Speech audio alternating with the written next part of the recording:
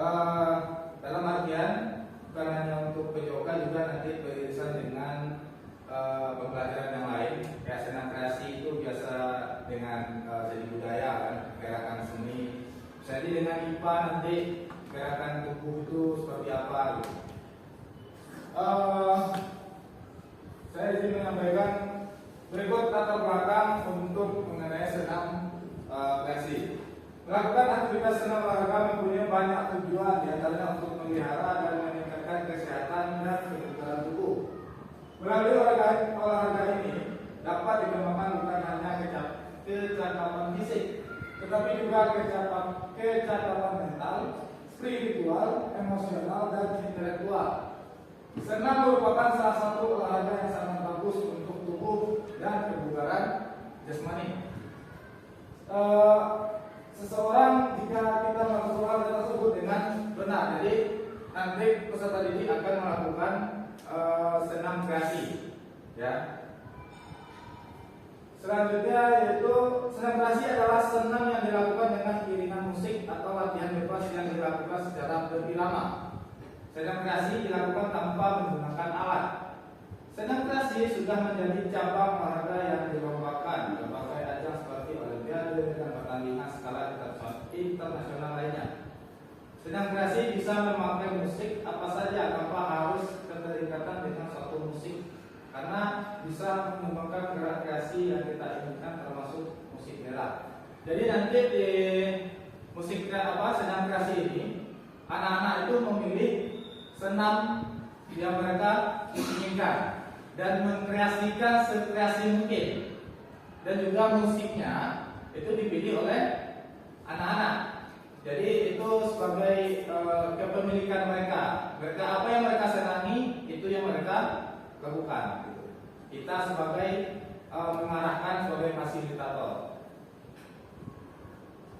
Selanjutnya itu minat olahraga peserta didik lumayan tinggi. Tentunya ini merupakan modal yang dapat dikembangkan oleh sekolah untuk memfasilitasi minat dan kepemimpinan murid.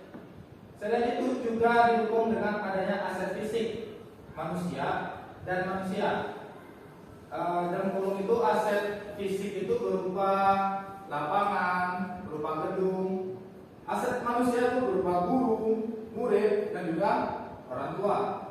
Upaya untuk meningkatkan kebugaran peserta didik dan meningkatkan kreativitas peserta didik, kegiatannya pun dapat dilaksanakan sesuai dengan aset atau modal di sekitar sekolah. Penerapan pendidikan gerak, pendidikan kebugaran, dan sport education model. Di sport education model ini, jadi nanti yang melakukan senam ini kelas 7 dan kelas 8. Untuk kelas 9-nya sebagai panitia. Jadi kelas 9 yang akan menjadi panitianya. Kita guru mendampingi dan mengarahkan. Selanjutnya tujuan program. Siswa yang memiliki profil pelajar Pancasila, peserta didik aktif dalam kegiatan ini. Yang ketiga, mendukung pertumbuhan dan perkembangan murid secara fisik, secara sehat jiwa dan sehat sosialnya. Menciptakan siswa yang aktif dengan senam kreasi. Meningkatkan kebugaran jasmani siswa melalui senam kreasi. Selanjutnya, memfasilitasi minat olahraga siswa di sekolah. Ini ada beberapa tujuan saudara. Selanjutnya, capaian atau langkah-langkah yang hasil diharapkan untuk setiap tujuan. Dalam memfasilitasi minat olahraga di sekolah, khususnya melalui senam kreasi, capaian yang diingin adalah memberikan ruang kepada peserta didik atau murid untuk mengembangkan minat terhadap olahraga di sekolah melalui senam kreasi. Kegiatan ini dimulai dengan membuat angket atau mengumpulkan beberapa perwakilan kelas, seperti kemarin sudah kami lakukan juga untuk kegiatan kelima ya. Itu perwakilan kelas, OSIS atau perwakilan DP. Karena apa? Karena kita menanyakan apa yang mereka minati. Contoh saya minatnya ini, saya minatnya senam ini ya. Jadi nanti itu bisa kita akomodir, tapi tidak semua pendapat siswa yang kita akomodir gitu. Diharapkan dari kami guru mendapatkan gambaran apa saja yang harus disiapkan untuk mendukung minat keluarga murid tersebut. Tahapan ini seolah akan dilakukan di bulan September nanti, saudara. Selanjutnya itu dalam membuat kegiatan aktivitas fisik, warga sekolah melalui senam kreasi ini untuk meningkatkan kebugarannya. Kita tanya murid, ya seperti tadi, kepemilikannya apa yang mereka senangi. Rata-rata menyenangi aktivitas senam kayak senam pramuka, senam SKJ, dan senam Nusantara. Itu biasanya peserta didik yang minati. Senam ini mereka kreasikan dengan sebaik mungkin. Itu untuk kelas 7 dan kelas 8. Kemudian kita fasilitasi bagaimana mereka akan mengemas kegiatan tersebut. Yang bertugas menjadi panitia pelaksana yaitu kelas 9. Mereka menyiapkan peralatan, memilih tempat, menyiapkan sound system, dan lain sebagainya. Jadi di sini nanti yang kelas pendidikan itu sebagai panitia. Kita sebagai guru untuk mengarahkan apa saja nanti yang kayak juri itu perlu disiapkan, kayak berbagai kelompok. Itu mereka yang kelas 9 yang akan membagi. Tapi kita sebagai fasilitator guru untuk mengarahkan. Selanjutnya tentunya guru atau wali kelas ya tetap sesekali memberikan pengawasan dan pendampingan kepada peserta didik. Diharapkan dengan memberikan kebebasan kepada peserta didik, mereka belajar bertanggung jawab dan mandiri. Jadi kita bisa juga memberikan mereka jadwal latihan untuk senam kreasi secara mandiri. Biar mereka tanggung jawab terhadap tugas senam kreasinya itu juga dapat. Kegiatan ini mendukung pertumbuhan dan perkembangan murid serta penerapan budaya positif. Capaian ini adalah proses pertumbuhan perkembangan murid menjadi optimal serta memahami nilai-nilai kebugaran, yaitu sehat fisik, badan sehat dan bugar. Yang kedua, sehat sosial, mampu menjalin hubungan baik antara orang lain atau sesama mereka. Sehat jiwa, merasa senang dan bahagia menerima kekurangan kelebihan diri sendiri dan teman. Nah, di situ jadi nanti mereka itu tuh berdiskusi gerakan senam apa yang mereka lakukan. Nah, di situlah nanti mereka itu belajar untuk menghargai pendapat orang lain, temannya, atau nanti sosialnya di situ. Selanjutnya yaitu karakter building atau profil pelajar Pancasila. Kegiatan ini dilaksanakan pada semua aktivitas olahraga senam kreasi yang dibimbing oleh murid tadi. Karena secara tidak langsung mereka akan dihadapkan dengan interaksi sosial baik dengan teman atau dengan guru. Fokus utamanya adalah menanamkan nilai-nilai profil pelajar Pancasila, sehingga diharapkan dengan beragam kegiatan olahraga murid-murid berkolaborasi secara rutin mengamalkan nilai-nilai profil pelajar Pancasila yang intinya membentuk budi pekerti.